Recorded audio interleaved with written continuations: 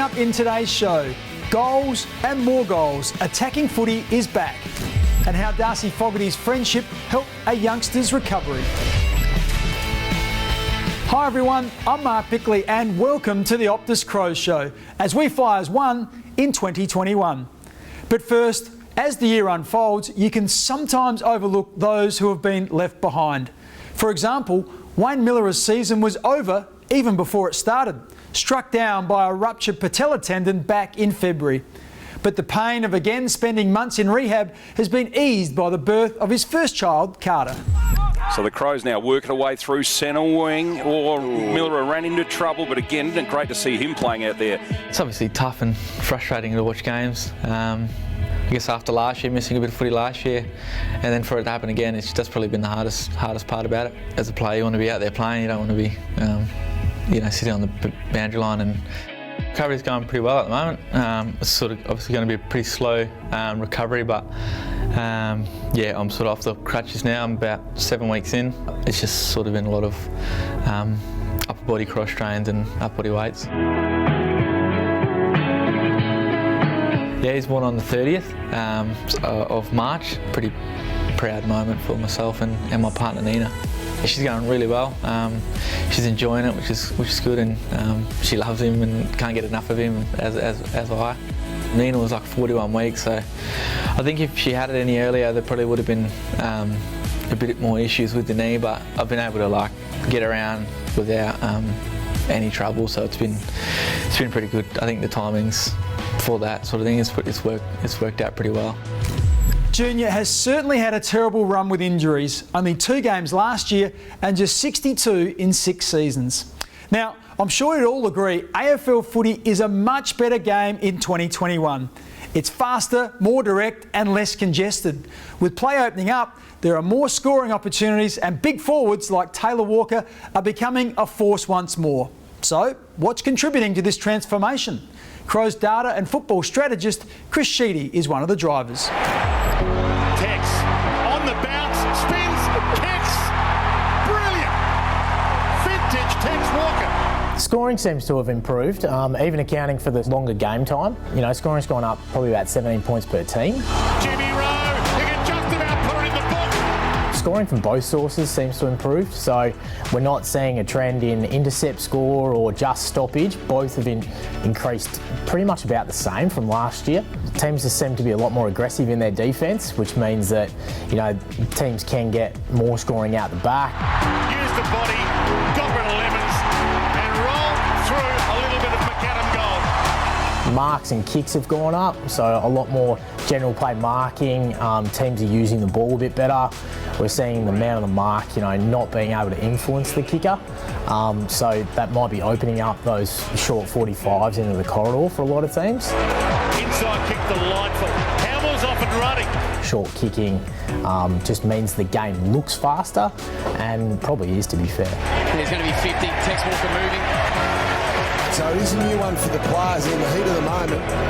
You will have a natural tendency to move because for the last 10 years it's been drummed in you from coaches. You've got to move laterally. It definitely takes that player out. What we're seeing as well is that a few teams are actually just ignoring the man on the mark and moving back completely into a defensive zone. The game is shifted quite dramatically. It's probably one of the most dramatic rules that we've seen because what it does is take one player out of a full defensive unit. It's time enough for Adelaide though. Oh, and guess who's taken the mark? I think those guys are being allowed to go more one-on-one rather than a team defence, you know, flood back. Defenders are getting a bit more aggressive to get involved in the game offensively, which means you are seeing more one-on-one contests. Pumps it long. Tex is the man. Tex. Stay with us, still to come, how Darcy Fogarty's friendship helped a youngster's recovery.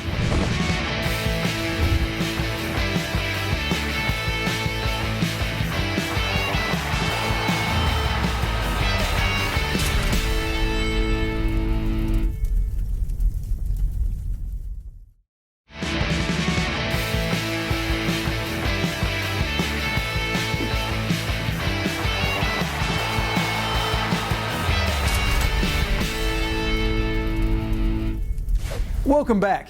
The Crows Foundation supports children and youth across a range of community programs, and Darcy Fogarty has just been appointed Players Representative on the board. Darcy brings his own recent experience of reaching out to young Nate, a brain cancer survivor. You might remember Nate tossing the coin before last Sunday's game against Freo. Their friendship typifies Darcy's commitment to kids in need. It became possible with Hardo. I think he was on the board for the last 7 or 8 years. So with him moving back to Melbourne, there was sort of that opportunity for a player to jump on there. I jumped in not really knowing what to expect. I wanted something different outside of football to sort of take my mind off the game a little bit. I think a lot of the players, unfortunately, don't really know what the board do or have much of an idea of what goes on. So hopefully over time I can sort of bridge the gap a little bit and give them a bit more of an understanding. It's just helping a lot of underprivileged kids, I guess, sort of just be able to do their best and give them the best opportunity that we can give, I guess. And you sort of see it with the programs. I've only just come in, but from what they've spoken about with kids that have been involved for a couple of years and doing really well now, it's helped them out a lot with school and even sports and stuff. So it's pretty rewarding work, which makes it all the best.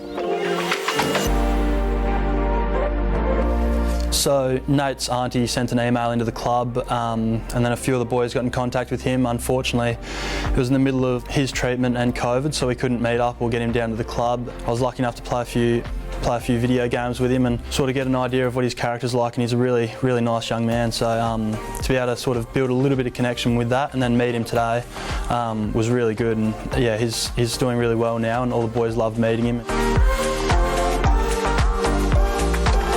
The Crows are investing heavily in youth development, so we've given Brodie Smith the job of learning more about the next generation.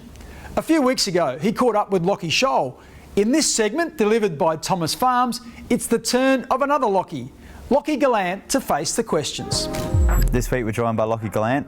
Welcome, Squiggles. Cheers, Smitty. Pleasure to be here. Just want to give a special shout out to Matty Wright. He wanted to be mentioned, so he's in. Give us a quick background on your pathway to the club. Yeah, so grew up in Metro Melbourne, around the corner from Lachie Shoal actually. Played a few games for the Calder Cannons and was lucky enough to get picked up by Adelaide. So you mates with Sholey before you got here? Or? Yeah, so I played at the same local footy club as him, so we had a few years together, which was good. Any dirt on him or embarrassing stories? His dad was a better footballer than him. That's my dirt.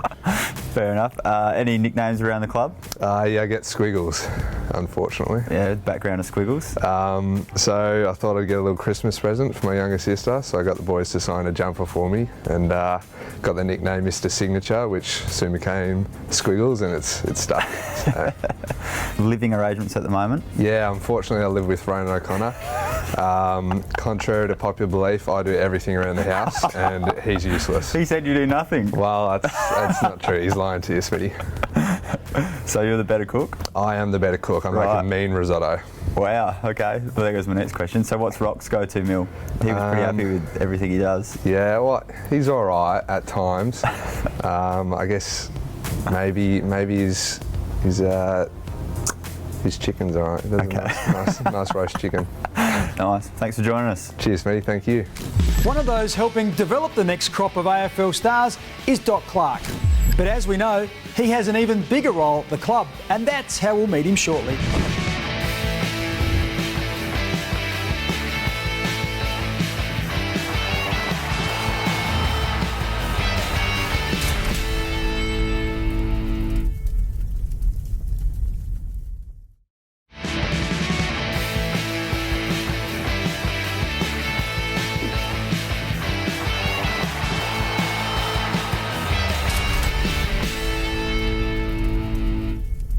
When players hang up their boots, they face critical career choices. Some step away from the game altogether. Others try the media, management or coaching. Matthew Clark chose the latter, and in 2019 he took on his biggest challenge. Thanks to Optus, Sam Jacobs talks to Doc about the defining moment when he said yes to taking charge of the Crows AFLW team, a move that produced immediate premiership success.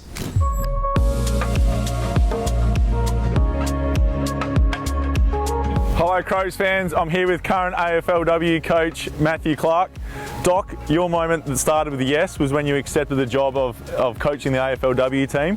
How did that come about, and talk us through, I guess, how exciting it was? Yes, it was great. It sort of came about because obviously I didn't know much about women's football until we had a team in the AFLW, which was amazing, 2017, and just watching from the outside in that first season, I just became an instant fan. I just loved the passion and the enthusiasm with which they played, and then obviously a couple of years later the coaching role became vacant, and, but pretty quickly I thought, you know what, I'd love to be involved in that. It's an opportunity to be involved with a team that's already had some success, but obviously they're still in an early stage of their development. So as a coach, you know, great place to be to see people get better really quickly. And now we'll take a positive look. You had a successful season. Unfortunately, we didn't get the result we quite wanted, but you must be proud of the girls and what they achieved this year. Yeah, it was a great season, but not a great finish, unfortunately. And you know, they did so well throughout the whole year. They created a great opportunity, but in the end, if you can't take that opportunity, it does sort of sit a bit uneasy with you. But ultimately, yes, they're a great group. They work extremely hard, and unfortunately we had a day where we were all right, but just probably not our best. Beautiful. Thanks very much, Doc, for sharing your moment that it started with yes. Cheers, mate. Yes. 2 grand finals and a flag in 3 years. Tremendous work by the Doc and his team. And remember, Toyota wants to make the footy experience better for you. Whether you're a coach, fan, player, spectator or umpire, they are looking for your ideas to pop into the Toyota Good for Footy suggestion box. They will take the best suggestions and make them happen. Just another way that Toyota is good for footy, helping clubs raise over $7 million since 2008. Is it going to cost them another one from everywhere? McHenry! I grew up in Macedon, in a country town in Victoria. Grew up playing footy there. It was really, really cold, so in winter we'd put the skivvy on underneath the singlet and go out and play in the morning, and then I moved down to the coast in Geelong, so I played my footy down there after that. I loved it. Yeah, junior footy was good. It was the build-up throughout the week and going to training after school, and then you'd always look forward to a game and check the little website to see who you were playing and where they were on the ladder, and you got competitive as a youngster, so mate, I loved junior footy. It was awesome. The AFL is obviously what you aspire to do when you're a kid and you love footy, but in a sense a big AFL club is really just a local club with a bit more money and some more facilities, really. As crazy as that sounds, still the same mates all going out and trying to accomplish something, so it's really not that different. So my suggestion for Toyota to make footy gooder is bring back the early morning time slot in the AFL. Let's have a round where we come out and play at 8 o'clock and kick the dew off. It's easy to make a suggestion. Simply go online to toyota.com.au/gooder or scan the QR code. When we come back, it's the turn of the fans to have their say.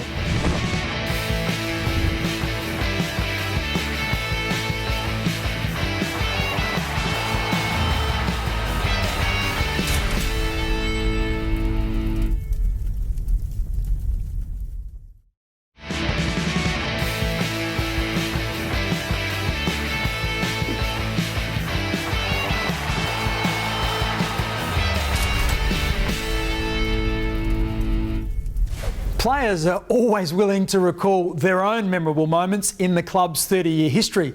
But this year, we want to hear from the fans. So we've gone to social media to find members who have their special memories. And today, it's the turn of Kelly.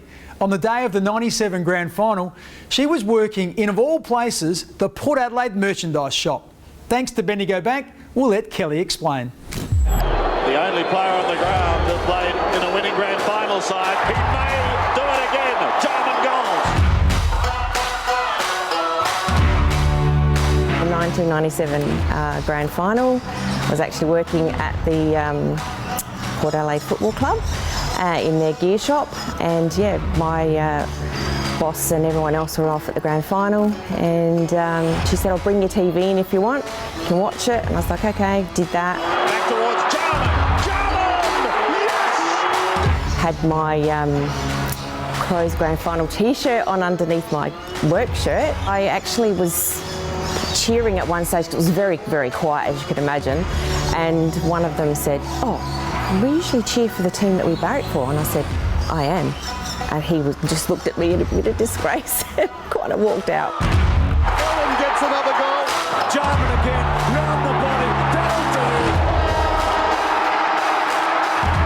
The winner of the North Smith Medal for 1997 is Andrew McLeod of the Adelaide Crows. He won, literally walking out to the car, taking my shirt off and, pretty excited, and go and pick my kids up and went down and celebrated with all the other Crows fans at the Crows Shed. Yeah, it was amazing.